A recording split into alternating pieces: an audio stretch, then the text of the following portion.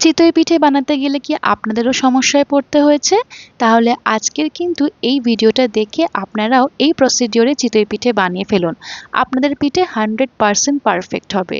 সুজি না, আটা না, ময়দা না, বেকিং পাউডার না, বেকিং সোডা, চালের গুঁড়োর মধ্যে আপনারা যদি এই উপকরণটা মেশান তাহলে আপনাদের পিঠে কিন্তু 100% পারফেক্ট হবে। ফুলকো ফুলকো চিতই পিঠে অসংখ্য ছিদ্রযুক্ত এইভাবেই আপনারা বানিয়ে নিতে পারবেন। আর আজকের এই চিতই পিঠেগুলো আমি দুধে ভিজিয়েও দেখিয়েছি। ডিটেল ভিডিও দেখার জন্য তলার প্লে বাটনে ক্লিক করার রিকোয়েস্ট থাকলো।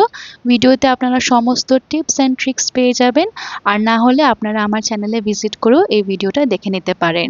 সো আপনারাও বাড়িতে এইভাবে শীতের মরশুমে বানিয়ে ফেলুন দুধ চিতই পিঠে। ভিডিওটা ভালো লাগলে একটা লাইক করে দেবেন, কমেন্ট করে দেবেন আর চ্যানেলটাকে সাবস্ক্রাইব করে দেবেন।